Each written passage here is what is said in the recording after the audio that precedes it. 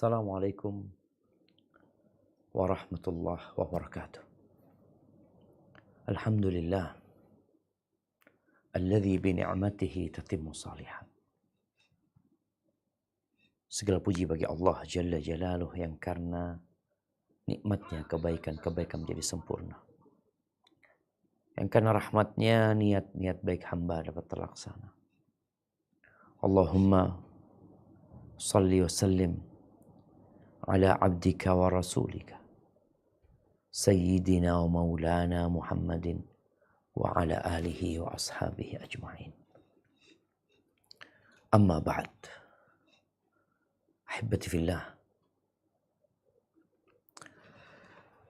Tak terasa kita sudah masuk ke tanggal 18 insyaallah. Syawal. Sudah 18 hari kita meninggalkan Ramadan. Kita melihat di bulan Ramadan ya. Bagaimana seorang muslim dididik untuk memiliki akhlak yang mulia. Ditempa, dibina untuk dapat mengontrol syahwatnya. Dia merasakan lapar. Dia merasakan lelah. Dia merasakan kehausan. Ada banyak pelajaran di sana. Karena sejatinya muslim tidak hidup sendirian. Ada perintah untuk peduli. Ada simpati dan empati kepada umat Islam yang lain. Dan ini yang akan kita bahas hari ini. Dan di dalam agama kita ada banyak sekali arahan, aturan agar tumbuh empati kepada sesama kaum muslimin. Disyariatkannya sholat berjamaah di masjid. Disyariatkannya puasa. Disyariatkannya menguburkan jenazah. Disyariatkannya umrah. Disyariatkannya haji.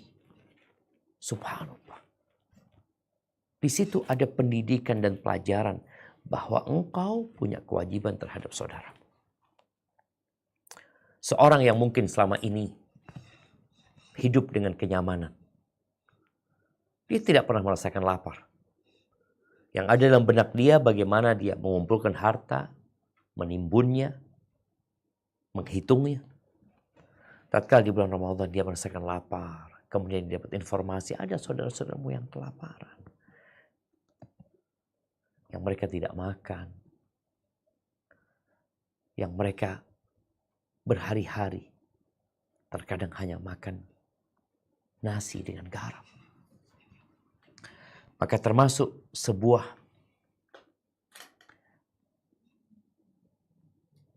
kajian akidah.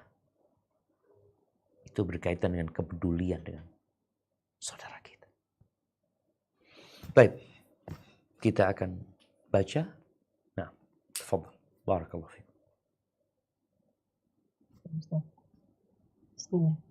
Sikap pasif kaum muslimin dan problematikanya. Di antara sikap wala dan mahabbah karena Allah antar umat Islam adalah seorang muslim harus memedulikan urusan masyarakatnya secara umum dan memedulikan urusan saudaranya sesama muslim secara khusus.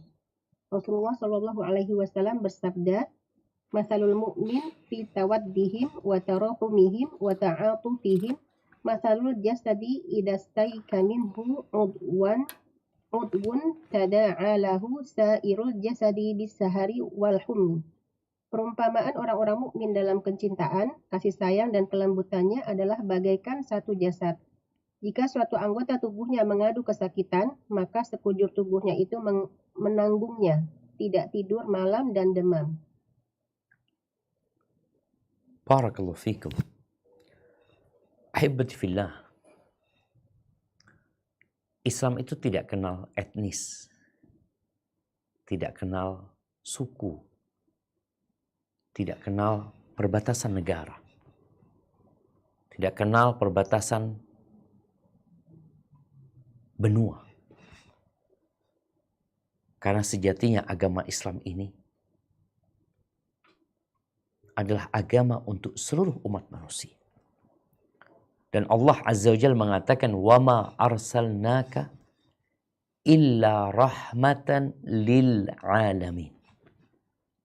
Kata Allah, dan tidaklah kami mengutusmu kecuali sebagai rahmat, kasih sayang. Untuk siapa? Untuk alam semesta ini. Untuk makhluk-makhluk yang ada di alam semesta ini. Untuk lautan, untuk hutan, untuk binatang-binatang. Apalagi untuk umat manusia. Maka di sini disebutkan, tatkala kita berbincang tentang wala, loyalitas, ya, bicara tentang cinta, maka kita harus peduli dengan masyarakat kita secara umum dan masyarakat muslim secara khusus. Kalau bicara kebersamaan di masyarakat muslim, hadis yang baru saja kita baca, ya, bagaimana Rasulullah SAW memberikan sebuah gambaran agar kita tidak menjadi insan yang individualisme, yang hanya memikirkan kesenangannya. Ada sebuah madhab di barat sana, madhab Mikafili, madhabnya mungkin madhab Naf'i, yang orang hanya memikirkan manfaat buat dirinya. Enggak. Islam enggak kayak gitu. Islam memikirkan maslahat bersama. Bahkan di sini disebutkan bagaimana kondisi umat Islam. Mathalul mu'minin. Ini sebuah perumpamaan orang-orang yang beriman. Dalam apa? Fi tawaddihim. Dalam cinta mereka, dalam kasih sayang mereka, dalam kelembutan mereka, itu seperti satu jasad. Kalau ada yang sakit umpamanya kukunya atau kakinya keseliu, dia berjalan kemudian dia terseliu. Apakah yang menanggung, merasakan sakit itu kakinya saja? Tidak. Seluruh tubuh. Sakitnya sakit, badannya demam. Dipegang keningnya, engkau kenapa demam? Keseliu. Loh, apa hubungannya keseliu di kaki sama demam?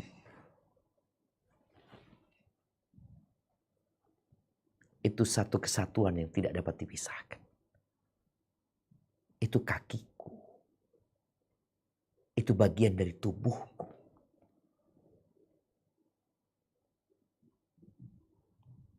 Malam gak bisa tidur. Kenapa engkau gak bisa tidur?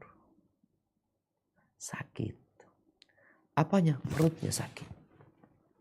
Ajib. Apa hubungannya dengan mata? Engkau tidur aja. Kan perutmu yang sakit. Matamu kan gak sakit. Nah. Tapi perut itu bagian dari aku. Ini jemaah permisalan orang-orang yang beriman. Gambaran masyarakat muslim. Kepedulian di antara sesama. Dan bukan hanya berbincang tentang di tempat dia. Tapi seluruh dunia ini. Makanya ketika umat Islam mendengar kejadian di Myanmar umpamanya. Di Rohingya sana. Kejadian di, Masya Allah, anak ingat jemaah. Tahun 90 berapa? 93, 94 mungkin. Ketika terjadi pembantaian di Kosovo. Di Bosnia sana. Itu umat Islam. Benar-benar siap untuk berangkat ke sana. Karena mereka saudara. Oh, mereka kan beda negara. Islam itu untuk semuanya. Makanya kalau kita bicara paspor itu membedakan antara satu negara ke negara lainnya. Tapi kalau bicara Islam, nggak ada. Engkau mau kemanapun. Makanya istilah Islam mungkin Nusantara, istilah Islam mungkin nanti Australia, mungkin istilah Islam Amerika. Islam itu satu. Islamnya Rasulullah SAW. Satu. Jangan mau dikotak-kotakin. Enggak. Nahnul muslimin. Muslim dari Indonesia, ahlan wa sahlan. Ana muslim, ana dari Amerika umumnya. Ini ahibati fillah. Satu hal yang perlu kita pelajari bersama. Subhanallah. Ana pernah ketemu seorang dokter ya, seorang dokter ahli. Dia menceritakan bagaimana ketika terjadi luka di tubuh.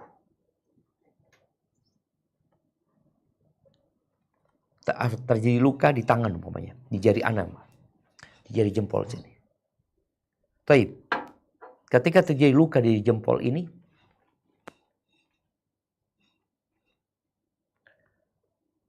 apa yang akan terjadi dengan tubuh semuanya? Dia sebutkan bahwa darah itu akan berpacu menuju ke tempat luka ini agar darah itu berhenti. Agar berhenti itu darah. Seperti itu ya. Masya Allah. Ini Nabi menyampaikan bagaimana permisalan orang-orang yang beriman. Ya masyarakat muslim ya. Secara umum. Itu seperti itu. Gak ada cerita siapa Anda gak kenal. Anda gak tahu. Maka apabila terjadi bencana umpamanya di sebuah tempat. Kita gak kenal sama mereka. Tapi kita tahu mereka saudara. Maka disinilah kita perlu peduli kepada masyarakat muslim. Baik, dilanjutkan. Ini adalah gambaran masyarakat muslim. Adapun gambaran antar pribadi muslim adalah seperti yang disabdakan oleh Rasulullah SAW. Al-mu'minu lil-mu'min kal-bunyani yashuddu ba'duhu ba'dahu wa sabbaka baina asabi'i. Orang mukmin itu dengan mukmin lainnya bagaikan satu bangunan yang sebagian menguatkan sebagian yang lain dan beliau merajutkan antara jari-jarinya. Hadis riwayat Al-Bukhari dan Muslim. Allahu Akbar. Iya. Nabi SAW mencontohkan permisalan pribadi per pribadi. Beliau mengatakan al-mu'min lil mu'min. Engkau itu untuk saudaramu yang beriman. Seperti apa? Seperti bangunan. Bangunan ini jadi kokoh. Karena apa? Karena saling menguatkan. Coba tembok ini aja yang ada. Yang lainnya nggak ada. Dia sendirian berdiri. Mungkin didorong tuh tembok akan jatuh.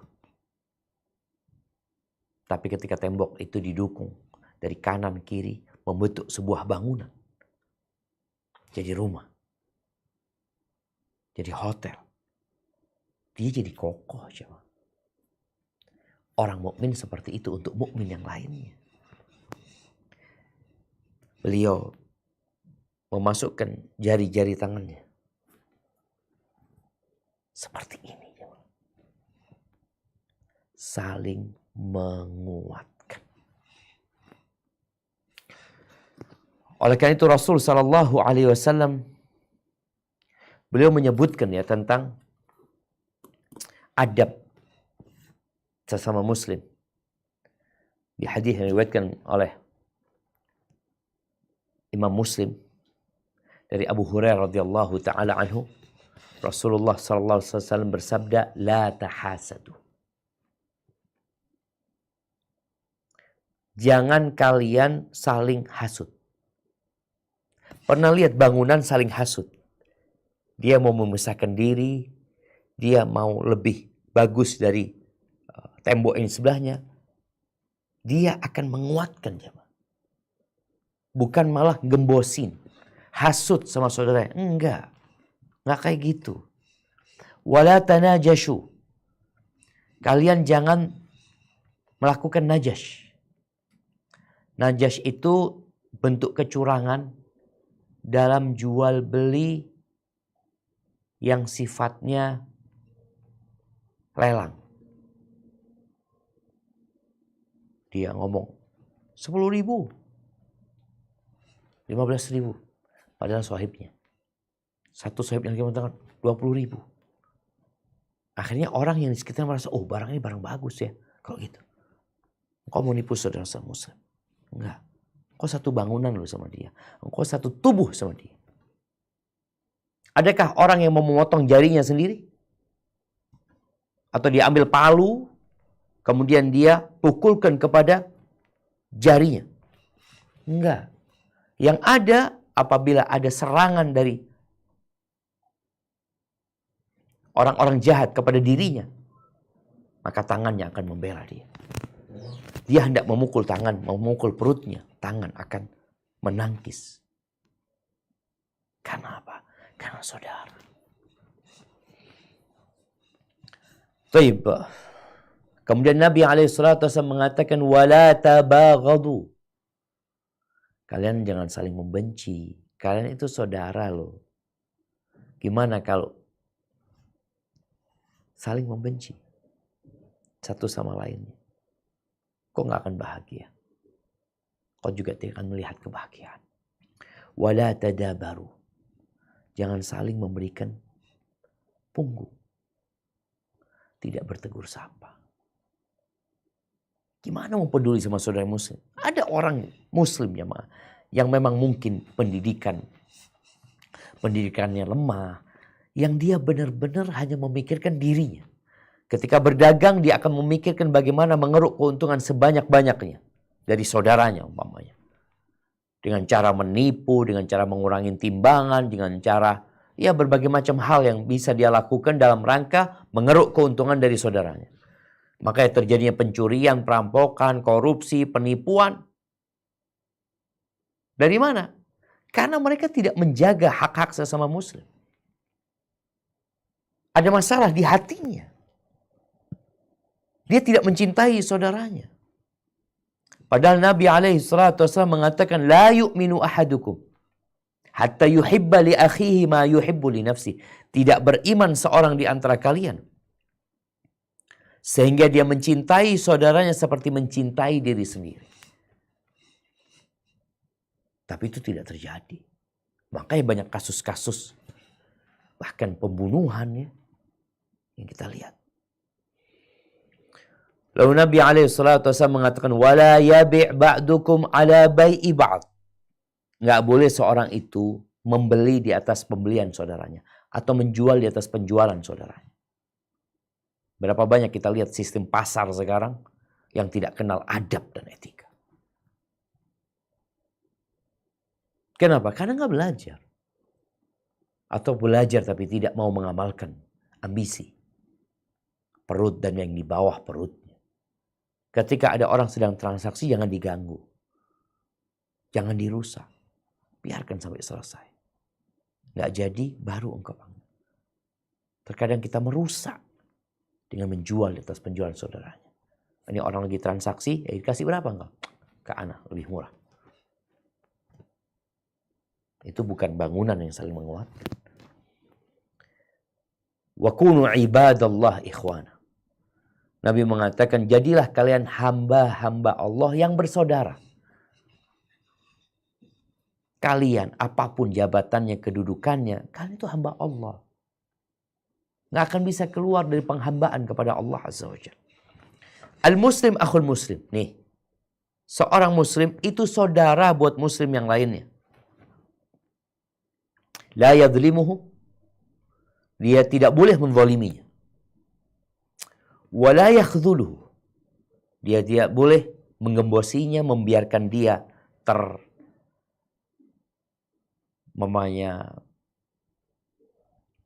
dia ketika butuh bantuan kita tidak membantunya. Dia butuh kesaksian dari kita untuk meringankan dia karena memang dia benar kita tidak mau. Gak boleh. Wala yakdzibuhu. Dan tidak boleh membohongi. Kasus penipuan.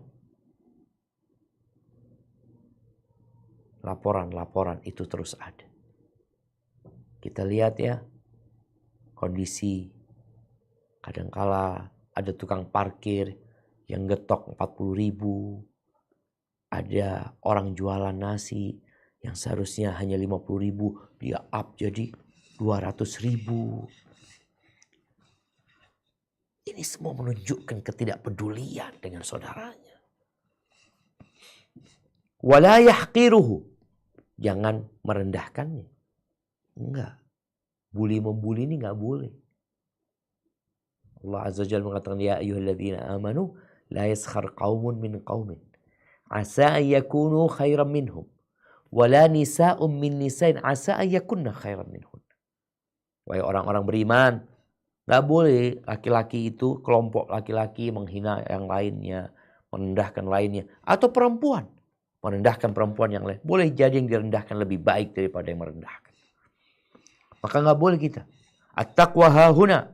Rasul SAW mengatakan takwa itu di sini. Menunjuk ke dadanya. 3 kali belum menunjukkan ke dadanya. Takwa itu di sini. Takwa itu di sini. Bihasabi mri'in minasyarr an yahqira akhul muslim. Cukup menjadi sebuah kejahatan ketika seorang muslim itu menghina saudara.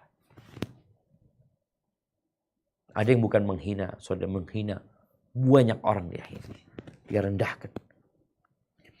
Kullul muslim al muslim haram. Muslim buat muslim yang lain itu haram, darahnya, hartanya dan kehormatannya. Ini jamaah sesuatu yang harus diperhatikan oleh seorang muslim. Di mana engkau hidup, kapanpun, bersama siapapun. Ingat, saudaramu sesama muslim punya hak. Kalau kita bicara problematika umat secara umum, sebelum bicara yang jauh, yang skala besar, coba engkau bicara skala kecil. Bagaimana hubunganmu dengan tetangga? Sebelum itu hubungan dengan kerabat. Engkau peduli nggak keponakanmu sakit? Engkau peduli nggak pamanmu susah hidupnya? Bibimu susah hidupnya. Engkau punya kepedulian nggak dengan mereka? Setelah itu baru bicara skala besar. Ada orang yang peduli dengan yang jauh, yang dekat dia tidak peduli. Ahibati fillah, Rasulullah SAW berkaitan dengan hak-hak saudara kita yang perlu diperhatikan. Beliau alaihissalatu wassalam mengatakan hakul muslim alal muslimi sit.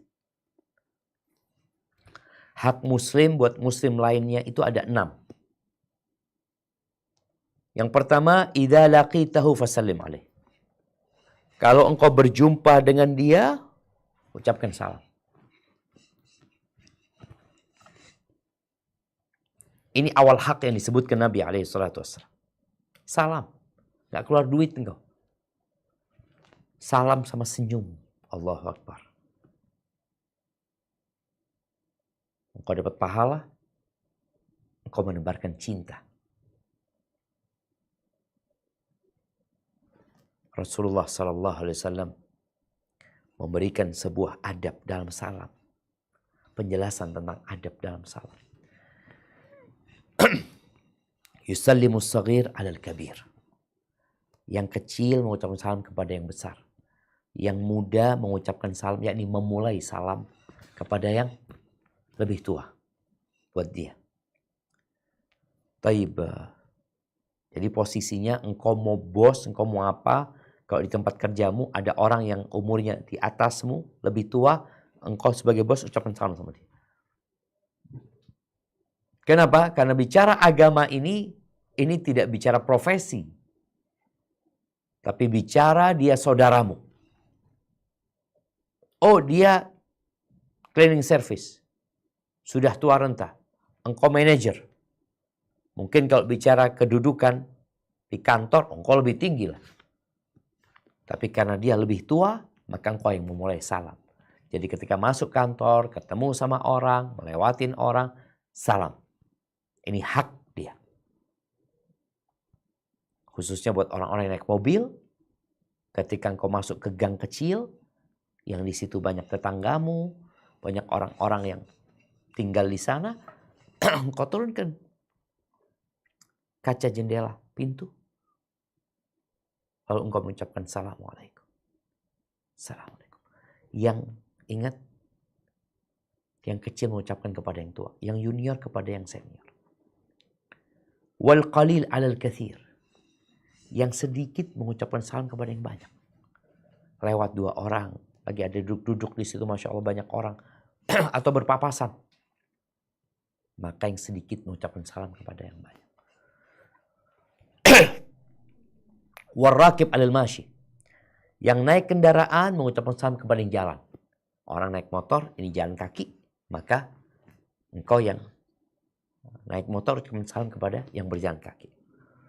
Kemudian wal mashi alal qa'id, yang berjalan kaki mengucapkan salam kepada yang sedang duduk. Kadang kalau kita lewat di sebuah jalan, banyak orang duduk-duduk, engkau walaupun umurnya lebih tua, tapi engkau ucapkan salam kepada yang duduk-duduk. Karena posisimu ada di atas, sekarang engkau berjalan, ucapkan salam kepada mereka. Ini perlu dijaga.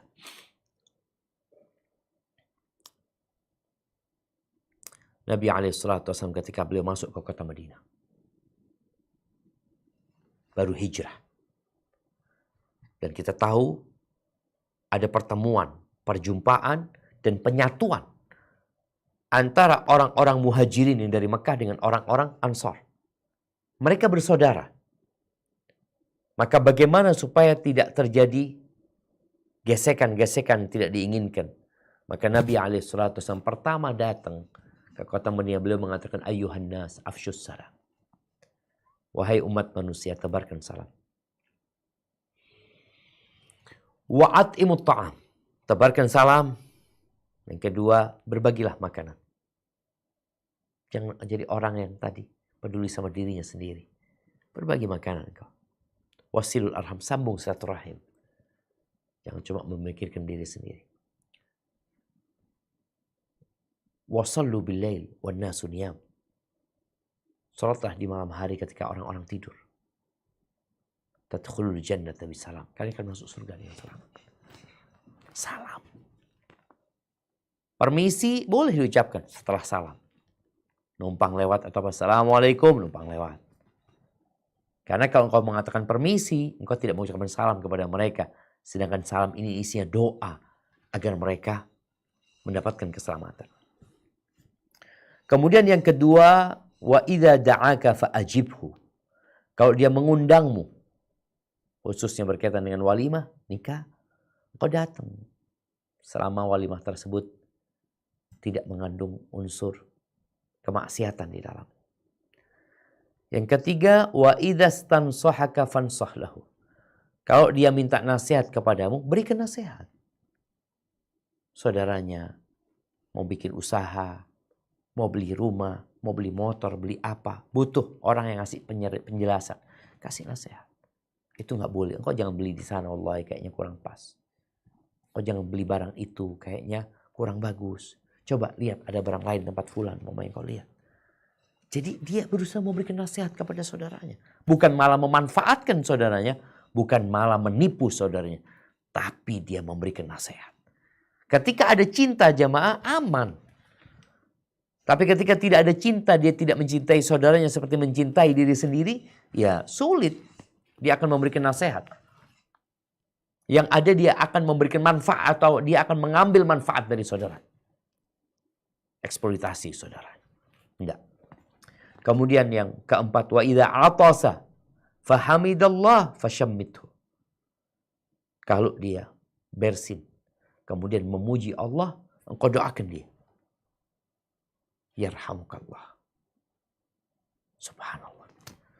Kemudian wa idza maridha fa'udhu. Kalau dia sakit, besuk dia. Ya. Kalau ada saudara yang sakit dan dia punya kesempatan, hendaklah dia membesuknya. Dan kalau bicara pahala orang yang membesuk orang yang sakit ya, ini dokter yang tiap hari kunjungan di rumah sakit, Masya Allah, niatkan untuk mengunjungi saudaranya. Engkau seakan-akan berjalan di taman-taman surga. Dan ada 70.000 malaikat yang akan mendoakanmu sampai sore. Kalau engkau mengunjungi di pagi hari. Jadi bukan hanya berpikir kunjungan dokter itu pekerjaan. Tapi ibadah. Mendekatkan diri kepada Allah Azza wa Jalla. Yang keenam, kalau mati, ikuti jenazahnya. Saudara kita mati. Engkau ikut mensolati, engkau ikut mengantarkan ke kuburan. Ini menjadi sesuatu yang indah di masyarakat muslim ketika mereka melakukan itu tanpa pamrih. Di beberapa tempat Anda melihat ada orang yang sholat jenazah, yang mengantarkan jenazah karena fulus. Jadi pekerjaan mereka. Sholat itu dikasih fulus. Allahu Akbar jamaah. Kita benar-benar perlu belajar kembali tentang bagaimana agama kita mengajarkan keindahan. Baik. Kita lanjutkan. Baca, tafadhol. Maka menjadi kewajiban kaum muslimin, baik secara individu maupun kelompok, adalah memperhatikan berbagai persoalan yang ada di antara mereka dan persoalan yang ada di antara mereka dengan musuh-musuh mereka, sehingga mereka mau menjalin ukhuwah Islamiyah. Allah Ta'ala berfirman, A'udzu billahi minasyaitonir rajim. Fattaqullaha wa aslihu dzata bainikum. Oleh sebab itu bertakwalah kepada Allah dan perbaikilah hubungan di antara sesamamu. Quran Surat Al-Anfal ayat 1. Lanjut. Nah. Innamal mu'minuna ikhwatun fa aslihu baina akhawaykum. Orang-orang beriman itu sesungguhnya bersaudara. Sebab itu damaikanlah, perbaikilah hubungan di antara kedua saudaramu itu. Quran Surat Al-Hujurat ayat 10. Masya Allah jemaah. Ini bagaimana Allah memberikan arahan. Agar kita takut kepada Allah dan memperbaiki hubungan yang ada di antara kita. Ya, islah. Kalau kita lihat di ayat Al-Anfal ayat 1 dan Al-Hujurat ayat 10, di situ ada perintah untuk islah. Tidak membiarkan pertikaian terjadi. Tidak membiarkan permasalahan menjadi besar, bahkan menjadi bom waktu yang akan meledakkan semuanya. Perbaiki. Jangan dibiarin. Ada orang tatkala melihat saudaranya salah, dia bukan memperbaiki. Yang ada, dia mencela. Dia menfitnah. Bagaimana dia berpikir supaya ribut, supaya kacau. Mukmin nggak kayak gitu. Diperintahkan sama Allah, fattaqullaha wa aslihu dzata baini. Perbaiki hubungan di antara sesamamu. Ini ayat yang di Al-Anfal berkaitan dengan pembagian harta rampasan perang ketika perang Badar. Yang muda-muda merasa mereka lebih berhak karena kita yang mengejar musuh. Yang tua-tua merasa dia yang berhak karena dia yang jaga Nabi SAW. Jadi terjadi keributan. Maka Allah perintahkan untuk diperbaiki hubungannya. Ya, dalam kehidupan dunia ini, karena kita bersama-sama biasanya terjadi gesekan. Gesekan itu membuat baret, tapi gesekan itu juga bisa menimbulkan kehangatan. Nah, bagaimana sekarang gesekan yang terjadi menimbulkan kehangatan? Kalau ada saudara kita yang ngomong sesuatu yang kita anggap omongannya ini salah. Oke, coba engkau cari. Mungkin bisa difahami dengan benar. Karena banyak terjadi keributan itu gara-gara salah ngomong atau omongan yang salah difahami. Itu terjadi. Salah ngomong atau omongan yang benar tapi disalah fahami oleh sebagian orang sehingga terjadi keributan. Allah perintahkan di sini untuk memperbaiki. Maka bicara islah, seorang muslim tatkala melihat ada keributan, ada perselisihan, dia bisa perbaiki. Jangan mengatakan bukan urusan ana, innamal mu'minuna ikhwah. Orang-orang beriman itu bersaudara. Nah, dilanjutkan. Hendaknya mereka memperhatikan jihad melawan musuh-musuh mereka. Allah Ta'ala berfirman, Ya ayyuhalladzina amanu qatilul ladzina yalunakum minal kuffari wal yajidu fikum ghilzah wa'lamu annallaha ma'al muttaqin. Hai orang-orang yang beriman, perangilah orang-orang kafir di sekitar kamu dan hendaklah mereka menemui kekerasan daripadamu dan ketahuilah bahwa Allah bersama orang-orang yang bertakwa. Surat At-Taubah ayat 123. Masya Allah. Nah, ini ayat berkaitan dengan perang. Karena ada sebagian dari kaum muslimin yang ketika membaca ayat-ayat perang, kok kayaknya nggak pas ya dengan kasih sayang Islam. Ketika bicara perang ya bukan lemah lembut jemaah. Bahkan di sini Allah mengatakan wal yajidu fikum ghilzah. Dan hendaklah mereka menemui kekerasan daripada kamu. Jadi ini perang memang. Nggak bisa dibeli umat Islam. Nggak bisa dibayar. Yang ada bagaimana kebenaran itu tegak. Ini sesuatu yang harus ada pada diri muslim. Baik, dilanjutkan. Maksudnya ialah mempersiapkan diri sebelum berjihad dengan menyelesaikan berbagai problematika yang mengganjal, menyatukan barisan, memperbaiki kondisi, dan mempersiapkan segala peralatan. Siapa yang tidak memedulikan problematika kaum muslimin bahkan bersikap pasif, maka hal itu menunjukkan lemahnya iman. Atau juga berarti dia itu munafik yang memberikan wala kepada kaum kafir. Allah berfirman tentang orang-orang munafik, Alladzina yatarabbasuna bikum fa in kana lakum fathun minallahi qalu alam nakum ma'akum wa in kana lil kafirina nasibun qalu alam nastahwidh alaikum wa namna'kum minal mu'minin. Yaitu orang-orang yang menunggu-nunggu peristiwa yang akan terjadi pada dirimu, hai orang-orang mukmin. Maka jika terjadi bagimu kemenangan dari Allah, mereka berkata, bukankah kami turut berperang berserta kamu? Dan jika orang-orang kafir mendapat keberuntungan atau kemenangan, mereka berkata, bukankah kami turut memenangkanmu dan membela kamu dari orang-orang mukmin? Surat An-Nisa ayat 141. Allahu Akbar ya. Jadi tadi kita membaca ayat yang berkaitan dengan perang. Bagaimana seorang muslim? Maka dia mempersiapkan diri sebelum berjihad. Memperbaiki keimanannya. Menyelesaikan berbagai macam problematika yang mengganjal. Menyatukan barisan kaum muslimin. Islah. Karena bagaimanapun juga ketika terjadi pertikaian dan keributan, maka akan jadi lemah. Tapi tatkala mereka bersatu, ya kita tahu. Lidi ya. Ketika dia satu, ketika dia 2, 3, 4, 5, dengan lidi yang satu, mungkin 100 yang dijadikan satu, maka lebih kuat. Mempersiapkan dengan segala peralatan. Mempersiapkan secara fisik. Seorang muslim ketika berolahraga, bukan untuk penampilan dia. Bukan hanya untuk kesehatan dia. Tapi untuk menegakkan agama Allah SWT. Peralatan juga seperti itu. Maka disebutkan di sini, barang siapa yang tidak mempedulikan problematika umat Islam, bersikap pasif, maka menunjukkan ada masalah dengan imannya. Kepedulian kepada saudara ini termasuk iman. Nabi SAW menyebutkan takwa itu di sini. Tapi nampak dalam raga. Nampak dalam ucapan, nampak dalam perbuatan orang tersebut.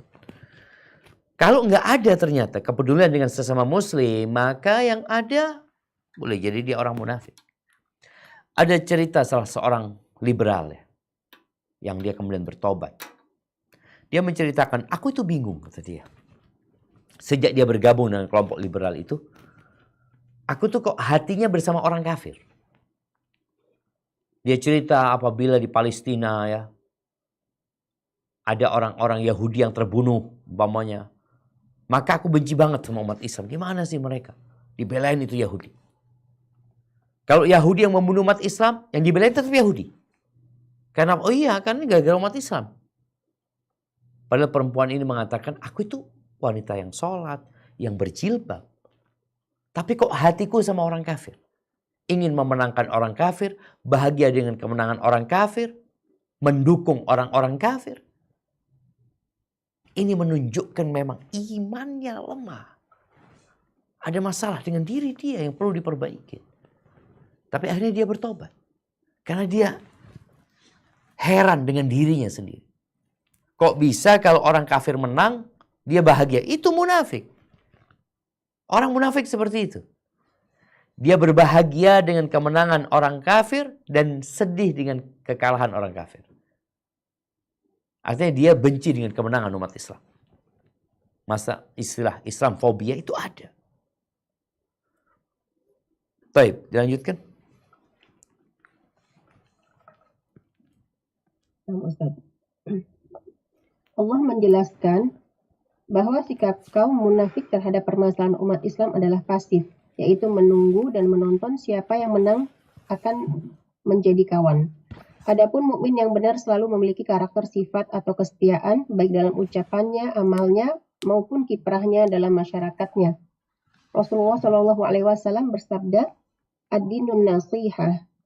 Qalaha thalatha marrat. Qulna liman? Qala lillahi wa li kitabihi wa li rasulihi wa li a'immatil muslimina wa ammatihim. Agama adalah nasihat. Beliau mengucapkan 3 kali. Kami bertanya, untuk siapa wahai Rasulullah? Beliau menjawab, untuk Allah, untuk Rasulnya, untuk para pemimpin kaum muslimin dan kaum muslimin pada umumnya. Hadis riwayat Muslim. Masya Allah jemaah.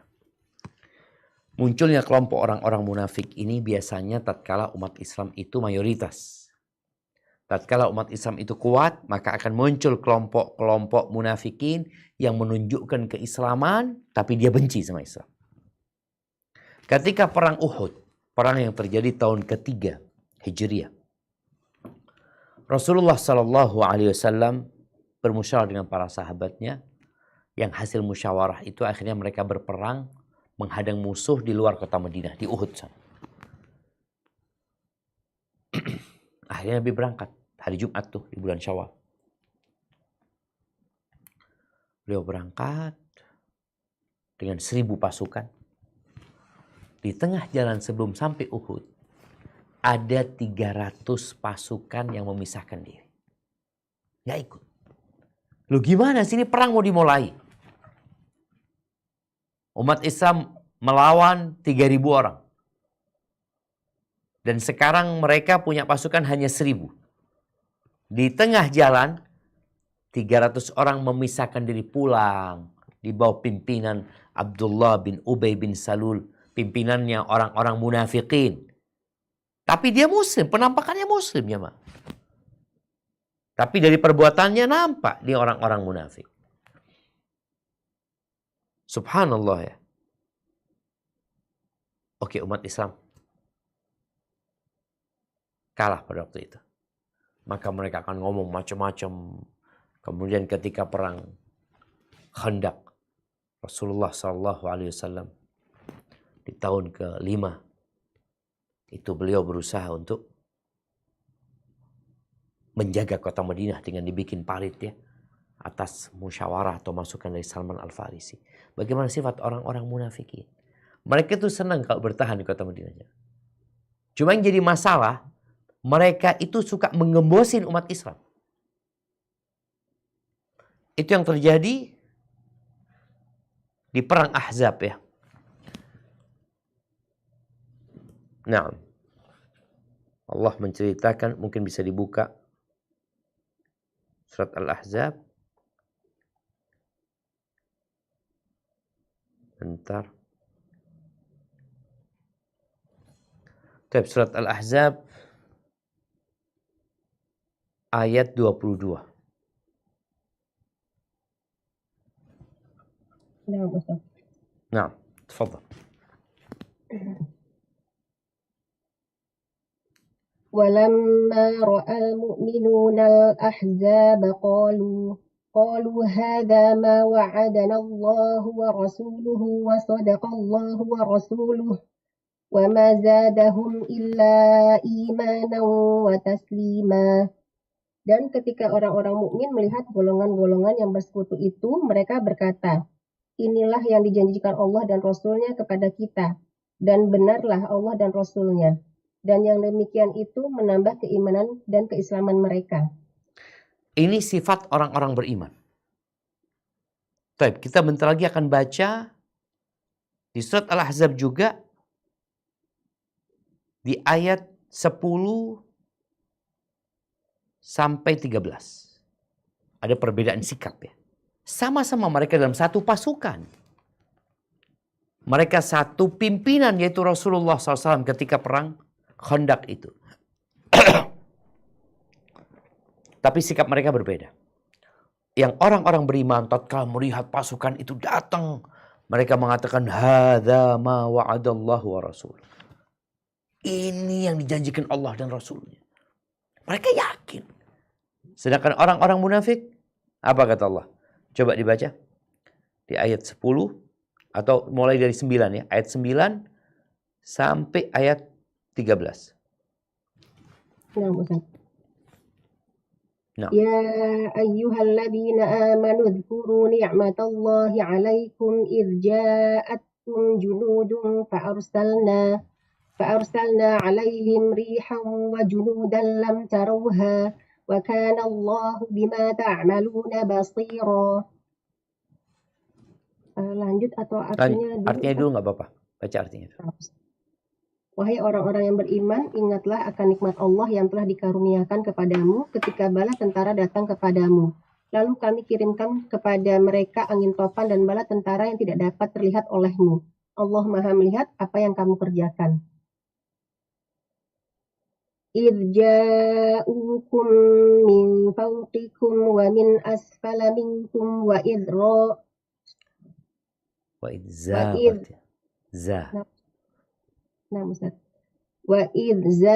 الْأَبْصَارُ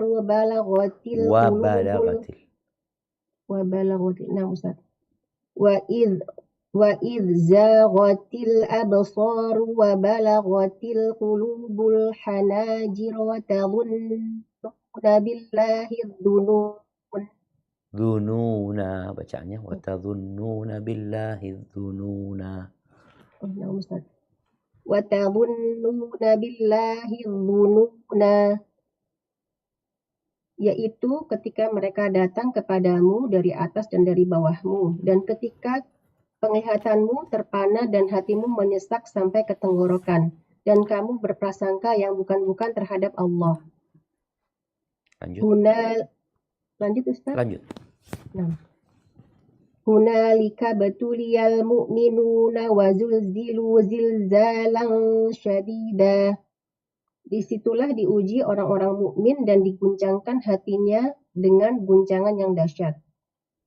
Wa idh yaqulul munafiquna walladzina fi qulubihim maradun ma wa'adana Allahu wa rasuluhu illa ghurura.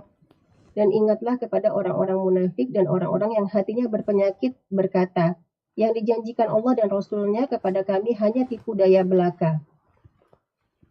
Wa idh qalat ta'ifatun minhum ya ahla yathrib la muqama lakum farji'u wa yasta'dhinu fariqun minhum nabiyya يقولون إن بيوتنا عورة وما هي بعورة إن يريدون إلا فرارا. Dan ingatlah ketika segolongan di antara mereka berkata, wahai penduduk Yasrib atau Madinah, tidak ada tempat bagimu, maka kembalilah kamu. Dan sebagian dari mereka meminta izin kepada Nabi untuk kembali pulang dengan berkata, sesungguhnya rumah-rumah kami terbuka, tidak ada penjaga. Padahal rumah-rumah itu tidak terbuka, mereka hanyalah hendak lari. Barakallahu fikum. Kita lihat ya bagaimana sikap orang beriman dan sikap orang munafik plus orang yang sakit hati. Ada orang yang bukan munafik. Jadi munafik ini ada munafik i'tiqadi. Orang itu sebenarnya orang kafir, hanya pura-pura beriman. Tapi ada orang muslim, sakit hatinya. Apa yang terjadi? Dia nggak siap untuk ikut lelah. Dia tidak siap untuk peduli dengan problematika umat Islam. Bayangin ya, ini lagi datang pasukan musuh, mereka izin minta pulang. Mereka mengatakan rumah kami nggak ada penjaganya ini dan itu. Kemana pikiranmu? Tapi itulah orang-orang munafik dan orang-orang yang di hatinya ada keraguan dengan agama. Yang menyebabkan dia Islamfobia, benci dengan Islam, takut dengan Islam. Dia maunya hanya yang enak-enak. Maka ahibati fillah, kita perlu berhati-hati. Kita perlu sering bermuhasabah. Aku ini termasuk muslim yang benar, yang peduli dengan saudaranya, atau aku hanya memanfaatkan umat Islam yang lain. Coba engkau lihat pertemananmu, persahabatanmu, atau apakah karena Allah atau karena kepentingan. Tapi lanjutkan.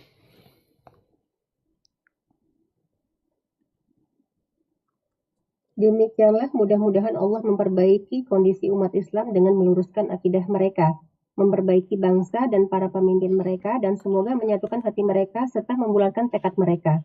Semoga salawat serta salam tetap tercurah untuk Nabi kita Muhammad SAW beserta keluarga dan para sahabatnya. Subhanallah jemaah. Iya, di hadis ini bicara agama. Agama ini nasihat. Nasihat artinya menginginkan kebaikan buat yang lain. Itu agama. Agama datang bukan untuk merepotkan hidup kita. Agama hadir bukan untuk membuat kita menderita. Membuat kita terkungkung dan terkekang. Bukan. Agama hadir untuk menjadikan engkau manusia yang beradab. Untuk mengangkat derajatmu. Agar engkau dapat memberikan manfaat kepada orang lain. Itu nasihat. Menginginkan kebaikan. Itu agama. Maka kalau ada yang memahami bahwasanya agama ini memberatkan, engkau pernah melihat pasak tenda itu dipukul dengan kuat. Ditaruh kemudian dipukul. Dipukul lagi. Dengan lebih kuat lagi. Supaya dia tambah masuk ke dalam. Apakah tujuan orang yang memukul dengan kuat itu pasak untuk menghancurkan tendanya?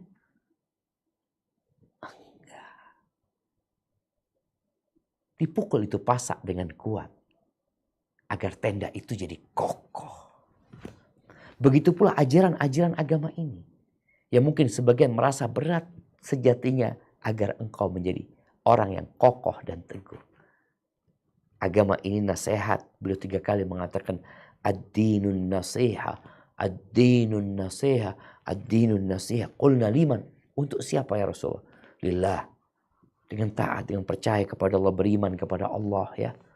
Menjalankan perintahnya, menjauhi larangannya. Wali kitabihi. Nasihat buat kitab nih. Al-Quranul Azim. Bagaimana kita membacanya, mengkajinya, mentadabburinya, mengamalkan dalam kehidupan ini. Wali rasulihi. Nasihat untuk rasulnya. Dengan mempercayai apa yang diberitakan oleh Nabi SAW. Melaksanakan perintahnya, menjauhi larangannya. Dan tidak beribadah kecuali dengan syariatnya Nabi Muhammad SAW. Wali a'immatil muslimin wa ammati. Dan agama ini nasihat. Menginginkan kebaikan untuk pemimpin-pemimpin umat Islam. Dan kaum muslimin secara umum. Itu agama. Maka bagaimana seorang muslim disyariatkan mendoakan pemimpinnya. Bagaimana tatkala melihat pemimpinnya salah menyimpang, dia memberikan nasihat. Amar ma'ruf nahi munkar sesuai dengan cara yang ditentukan oleh syariat. Ketika ada orang umum juga sesama muslim melakukan sebuah kesalahan, kita kasih nasihat. Kita ingin dia dapat kebaikan. Kita doakan dia. Kita berbagi dengan dia. Ini agama. Hanya saja orang-orang yang tidak faham tentang agama, dia akan merasa agama itu memberatkan. Ketika seorang muslimah disuruh pakai jilbab, apakah untuk menyusahkan dia? Enggak enak geraknya ini dan itu. Untuk menyelamatkan engkau. Berapa banyak wanita-wanita yang dijual. Yang dieksploitasi. Yang dizolimi. Berapa banyak. Agama datang untuk menyelamatkan. Agar engkau bisa menjadi istri. Yang dihormati, dihargai. Yang suaminya memberikan nafkah. Dan engkau bisa menjadi ibu. Yang dihormati sama anak-anaknya. Jadi ini bicara agama. Maka sebagai seorang muslim yang sejati, muslim yang hakiki, maka dia harus memiliki simpati, empati, dan kepedulian dengan umat Islam secara umum dan secara pribadi-pribadi yang dia hidup bersama mereka. Kalau itu tidak ada pada dirimu, maka engkau perlu mengadakan evaluasi. Apakah engkau benar-benar beriman atau engkau pura-pura beriman. Seperti orang-orang munafik yang tadi kita baca. Kalau umat Islam bagi harta rampasan perang, alam nakum ma'akum. Bukankah kami bersama kalian? Kami tolong kalian. Kalau umat Islam kalah, dia akan bergabung sama orang-orang kafir. Yang ada dalam dirinya adalah gembira dengan kesedihan umat Islam dan sedih dengan kegembiraan umat Islam. Hadza wallahu a'lam bishawab. Rasa kita cukupkan pembahasan sampai di sini. Insyaallah kita lanjutkan tentang pembahasan iman di pertemuan yang akan datang.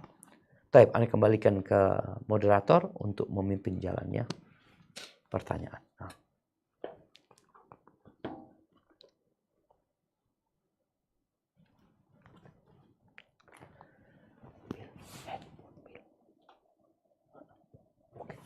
Nah, Ustadz, Afwan, ini ada pertanyaan melalui chat WA. Assalamualaikum warahmatullahi wabarakatuh. Afwan, Ustadz izin bertanya, bagaimana cara puasa kafaroh 2 bulan berturut-turut bagi wanita, sedangkan wanita ada datang bulannya? Kafaroh ini terkait ibu Ana meninggal dalam kecelakaan yang dikendarai Ana Ustadz. Sampai sekarang Ana belum melaksanakan kafaroh ini karena bingung dengan cara puasanya. Mohon petunjuknya Ustadz. Syukran jazakallahu khair wa barakallahu fi. Subhanallah. Iya jemaah. Allah Azza wa Jalla berfirman di surat An-Nisa di ayat 92.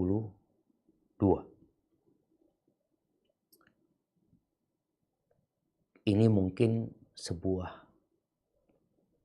ilmu dan syariat yang kita perlu sosialisasikan kepada masyarakat. Khususnya mungkin kalau yang ada link dengan polisi lalu lintas ya. Di mana mereka yang menangani banyak kejadian kecelakaan. Boleh jadi kecelakaan itu disebabkan oleh pengendara yang satunya, dia yang nabrak atau apalah. Itu mungkin pihak kepolisian yang bisa menetapkan hal itu nantinya. Tapi ada sebuah syariat. Barang siapa yang membunuh orang beriman tanpa sengaja. Enggak, dia nggak sengaja, dia salah, nggak ada niatan sama sekali untuk hal itu. Maka apa yang harus dia lakukan? Dia membayar dia. Afwan. Iya, dia berkaitan dengan dia yang dibunuh. Ini berkaitan dengan keluarga. Dibayarkan dia. Boleh jadi diahnya itu 100 ekor onta ya nanti atau nanti sesuai dengan kesepakatan di antara mereka ada damai. Kemudian Allah menyebutkan fasiyam faman lam yajid, dia membebaskan seorang budak. Sekarang sudah nggak ada budak ya. Kalau nggak ada budak, apa yang dia lakukan? Jadi ada yang berkaitan dengan keluarga si mayit, ada yang berkaitan dengan dia sama Allah Azza wa Jalla menghilangkan nyawa ini tanpa sengaja dia. Nggak sengaja dia melakukan. Maka yang berkaitan dengan keluarga mayit dia bayar dia. Yang berkaitan dengan antara dia sama Allah Azza wa Jalla, Allah mengatakan yang nggak dapat budak, faman lam yajid fasiyamu syahraini mutatabi'ain taubatan min Allah. Maka dia berpuasa 2 bulan berturut-turut. Maka bagi siapa saja yang pernah menjadi penyebab terjadinya kecelakaan yang menimbulkan kematian ya, maka dia harus perhatikan hal ini. Oke, dia bertobat kepada Allah dengan cara berpuasa 2 bulan berturut-turut. Tentunya ketika dia mampu melakukan itu. Bagaimana pelaksanaannya? Ya, di waktu dia ada uzur, maka dia boleh nggak puasa. Ketika dia sakit, ini mutatabi'ah ini bersambung ya, puasanya itu bersambung. Dia puasa, umpamanya sudah 10 hari. Kalau dia seorang wanita dia datang bulan, ya udah, datang bulannya nggak terhitung. Nanti setelah datang bulan dia dihitung lagi. Lanjut 20 hari, dapat 20 hari itu. Oh nanti dia safar umpamanya atau sakit.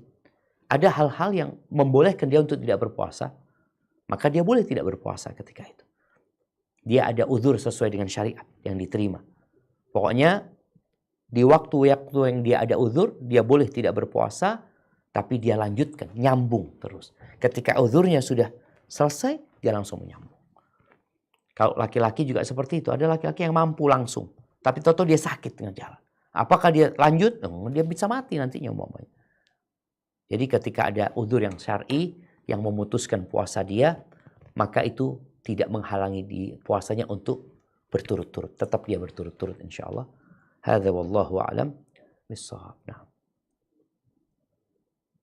Pertanyaan selanjutnya Ustadz, Bismillah izin bertanya Ustadz, dalam memberi, bolehkah saya mendahulukan saudara-saudara yang berada di jalan manhaj hal-hal yang tidak bermanfaat?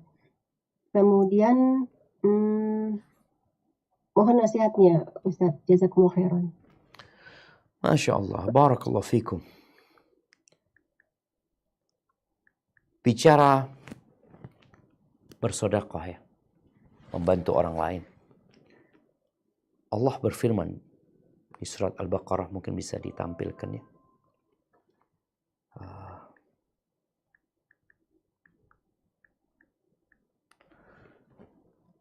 Nah, di Al-Baqarah 215. Di surat Al-Baqarah ayat 215. يسألونك ماذا ينفقون قل ما أنفقتم من خير فللوالدين والأقربين واليتامى والمساكين وبني السبيل وما تفعلوا من خير فإن الله به عليم. Mereka bertanya kepadamu Muhammad tentang apa yang harus mereka infakkan. Katakanlah harta apa saja yang kamu infakkan hendaknya diperuntukkan bagi kedua orang tua, kerabat, anak yatim, orang miskin, dan orang yang dalam perjalanan. Dan kebaikan apa saja yang kamu kerjakan, maka sesungguhnya Allah Maha mengetahui. Masya Allah jemaah. Ini arahan dari Allah Azza wa Jalla tentang bagaimana kita bersedekah. Mereka bertanya, gimana cara kita ini? Kepada siapa? Maka disebutkan pada kedua orang tua, kepada kerabat, baru yang lain.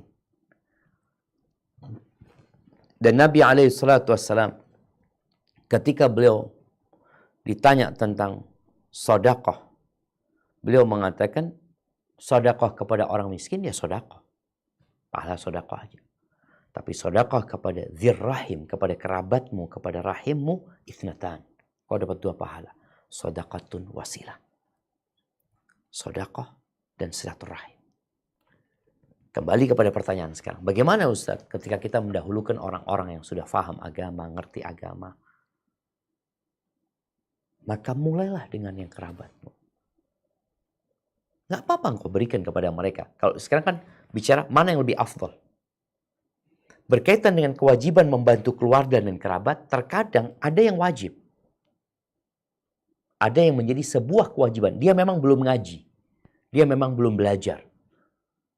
Tapi dia keponakanmu. Dia kakakmu, dia adikmu, mamanya. Yang susah hidupnya. Itu boleh jadi menjadi kewajiban buat engkau membantu mereka. Bukan satu hal yang sunnah. Maka kalau bicara kewajiban, maka mau tidak mau mereka harus didahulukan. Tapi kalau bukan kewajiban, enggak. Itu ada bab namanya fiqhun nafaqah. Fikih memberikan nafkah mereka. Itu ada pembahasannya nantinya. Tapi yang jelas apabila bukan menjadi kewajibanmu, menjadi hal yang anjuran, maka dilihat di sini. Nabi SAW menganjurkan engkau untuk memulai dengan mereka. Baru kepada yang miskin. Tetapi Ustaz, di sini masalahnya. Orang tersebut memanfaatkan. Memanfaatkan engkau. Enggak. Kalau bicara memanfaatkan, sejatinya engkau dengan memberi kepada mereka, engkau perlu bertanya, aku dapat pahala enggak? Dapat pahala di sisi Allah Azza wa Jalla. 2, silah dan sedekah. Mereka kadangkala kalau bicara memanfaatkan karena melihat engkau yang mampu. Engkau yang bisa. Seorang yang berkuasa, dia yang mampu, sekarang engkau bisa memanfaatkan mereka. Dengan cara apa? Aku mau bantu kalian. Asal kalian ngaji, datang ke kajian lah engkau, supaya dapat ilmu. Aku akan kasih kepada kalian asalkan dipakai untuk yang bermanfaat. Kemanfaat, engkau butuh apa? Kasih umpamanya. Disinilah bagaimana seorang yang punya harta itu biasanya dia pegang kendali. Dia berbagi dengan mereka, dia peduli sama saudaranya, dia bantu saudaranya, tapi dia juga boleh minta persyaratan. Ada tawar-menawar kepada mereka. Itu yang bisa dilakukan ya kepada kerabat kita yang mereka butuh sama kita. Ini menjadi sebuah nikmat dari Allah ketika kita berharap mereka bisa menjadi lebih baik. Kita bantu dengan harta, tapi dengan catatan, engkau jadi lebih baik lah. Kau datang kajian, sholat, kau nggak sholat, aku gimana mau bantu kau nggak sholat. Jadi itu mungkin perlu dipertimbangkan. Begitulah dengan tetangga jemaah. Ketika Nabi SAW ditanya sama Aisyah, aku punya hadiah, hanya cukup untuk satu orang. Sedangkan dia punya 2 tetangga. Yang mana dia mulai? Mulailah dengan yang paling dekat pintunya. Kasihlah. Berikan kepada yang paling dekat pintunya. Ketika kita hidup satu komplek, ada rumah ke-10 itu sahib kita ngaji. Dia belajar agama. Tapi gimana cara? Yang paling dekat engkau kasih. Nanti sampai kepada dia. Memang orang berpikir, ini juga menjadi sebuah catatan ya. Tatkala kita memberikan sedekah kepada orang secara umum ya. Ini ada banyak orang. Maka engkau pilih orang yang paling bermanfaat kalau dikasih sedekah. Artinya dia orang yang taat, dia gunakan untuk beribadah kepada Allah. Tapi ketika bicara kerabat, maka ada sesuatu yang tidak dipisahkan. Dia kerabat kita, kita punya kewajiban berbuat baik sama dia. Mungkin dengan kita bersedekah, dia juga akan menjadi lebih baik. Hadza wallahu a'lam bissawab. Nah, Ustadz, para jamaah yang mau bertanya langsung kepada Ustadz, silakan raise hand-nya. Nah, Ustadz, pertanyaan selanjutnya. Assalamualaikum, Ustadz. Waalaikumsalam warahmatullahi wabarakatuh. Bagaimana kita bisa menebus dosa-dosa kita kepada orang tua yang sudah meninggal? Apakah dengan bersedekah dan mendoakan selalu bisa menghapus dosa kita kepada orang tua? Dan apakah di akhirat nanti kita tetap akan dihisab juga oleh Allah terkait kurang berbaktinya kita kepada orang tua? Allahu Akbar. Nah, jamaah rahimakumullah. Kalau bicara bagaimana cara kita meminta maaf kepada orang yang sudah meninggal dunia. Ya nggak bisa. Dia sudah meninggal dunia. Sedangkan kita tahu bahwa pada hari kiamat akan ada persidangan. Sedangkan kesalahan kita kepada orang tua itu kesalahan kepada Allah, yakni kita berbuat dosa karena melanggar aturan Allah dan menyakitin orang tua.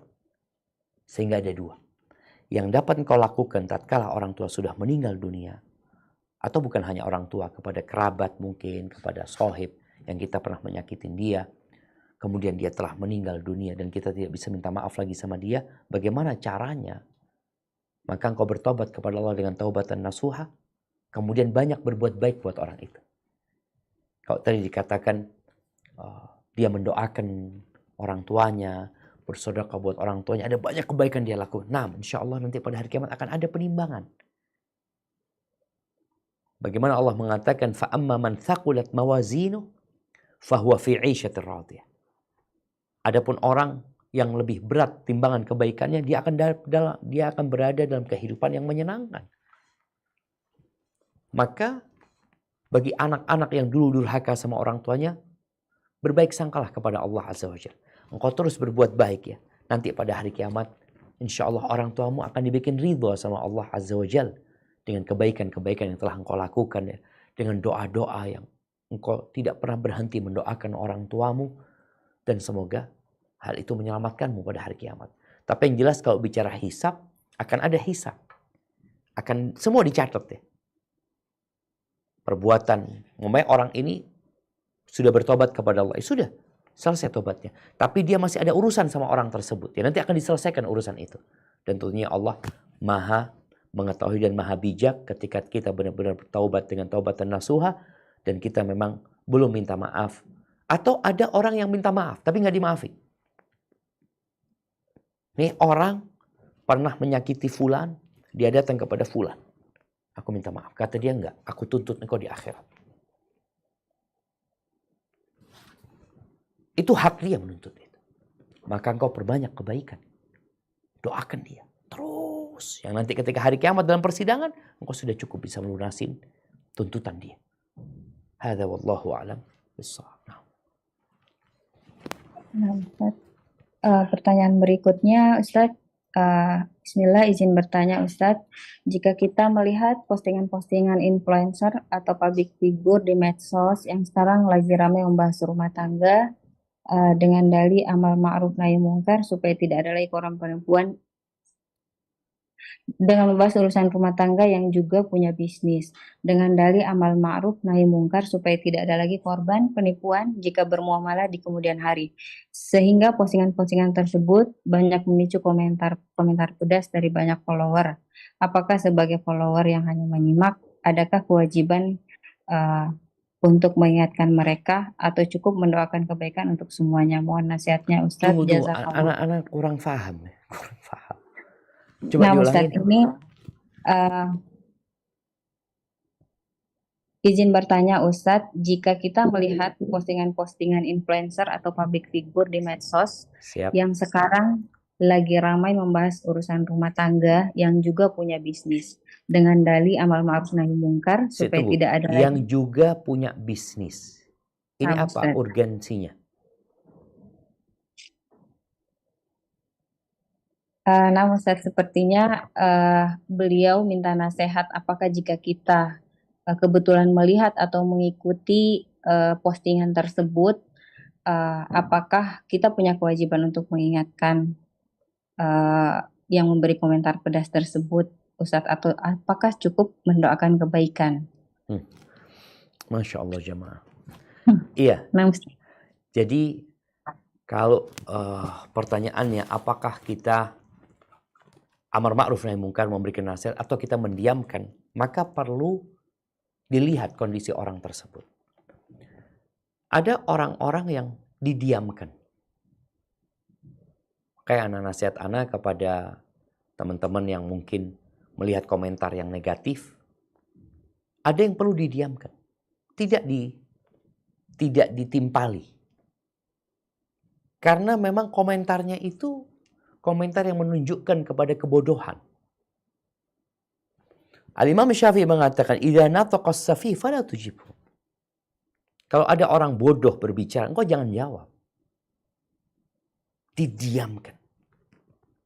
Fa khairun min ijabatihi sukutu. Jawaban yang lebih baik adalah diam. In kallamtahu farajta anhu. Kalau engkau ngomong, tambah jadi dia. Kalau engkau komentarin, kasih tambah jadi dia. Kenapa? Karena dia orang bodoh. Maka kita memberikan nasihat yang kita lihat, manfaat nih insya Allah. Ketika enggak, jangan. Karena akan jadi blunder nantinya. Wa in khallaitahu kamadan. Kalau dibiarin, enggak ada yang nimpali komentar dia akan mati penasaran. Sudah. Dibiarin. Maka kita perlu melihat. Orang ini termasuk orang yang seperti apa. Oh ternyata dia orang memang yang paham agama atau ini. Atau memang orang yang semua orang bisa nulis. Di antara tanda kiamat itu semua orang bisa nulis. Ya. Semua orang. Intisyarul qalam. Maka yang perlu dilakukan ambil sikap tadi. Apakah komentar terhadap orang ini, nasihat orang ini akan bermanfaat buat dia. Kalau memang engkau ingin memberikan nasihat. Jangan di tempat umum sana. Engkau japri dia. Kepada dia. Karena engkau benar-benar ingin memberikan nasihat. Kalau enggak di situ akan tambah rame nantinya.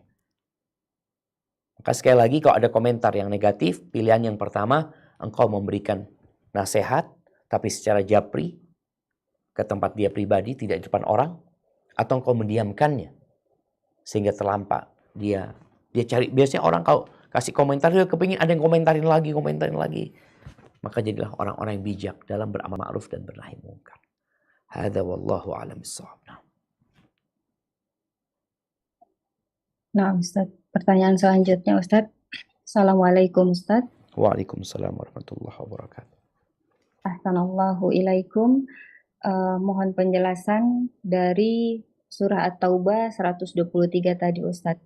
Apakah jika ingin diaplikasikan dalam sikap kita sehari-hari, sikap atau perbuatan apa sajakah yang bisa kita lakukan? Mohon nasihatnya Ustadz. Jazakumullahu khair. Yang di At-Taubah ayat 123 Ustadz. Nah, Taib. Kita baca lagi At-Taubah ayat 123. Nah, silahkan ditampilkan.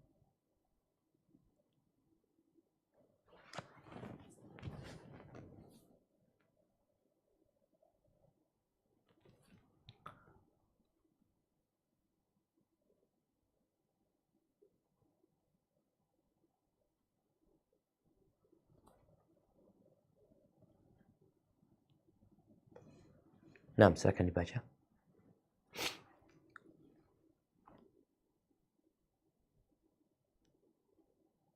Ustaz.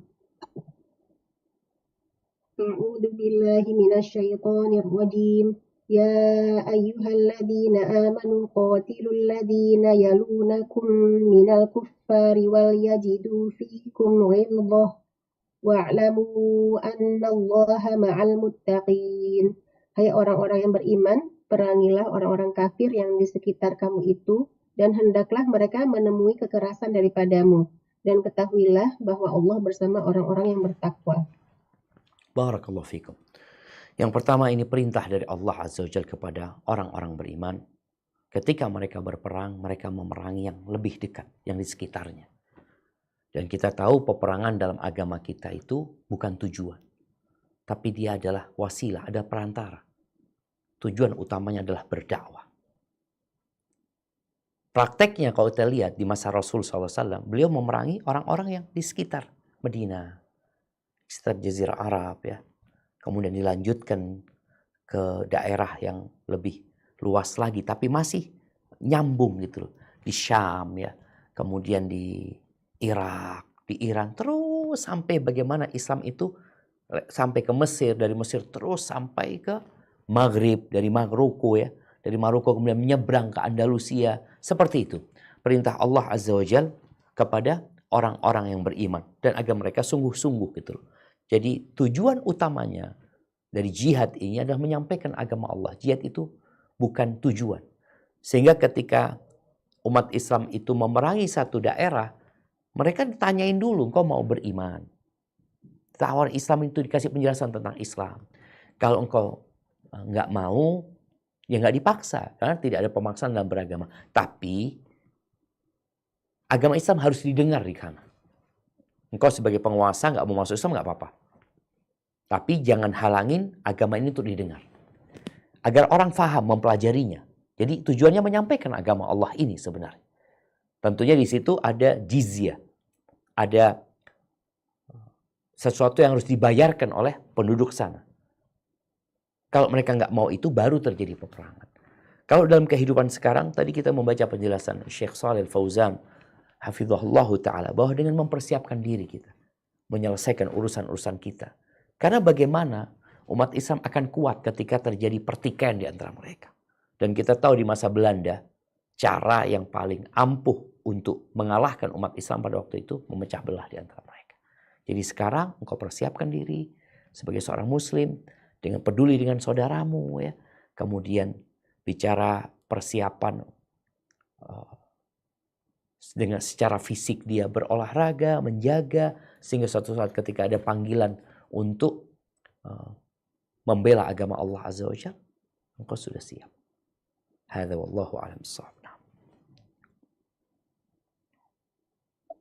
Nah Ustadz, alhamdulillah pertanyaan sudah habis Ustadz. Jazakumullahu khair atas ilmunya dan jazakumullahu khair untuk tim Ustadz. Masya Allah. Barakallahu fiik. Naam, ahibati fillah. Nilai-nilai Ramadan yang banyak kita dapatkan di bulan Ramadan itu, diusahakan untuk tetap dijaga. Di antaranya Al-Quran. Nasihat ana kepada semuanya, usahakan bisa menghatamkan Al-Quran tiap bulan. Bersama artinya. Baca tafsir. Quran datang sebagai petunjuk. Pedoman hidup. Masalah-masalah, kalau tadi disebutkan ada masalah yang di dunia maya sekarang ya, bicara tentang masalah keluarga ini dan itu. Semua Allah jelaskan dalam Al-Quran. Kenapa terjadi perselingkuhan?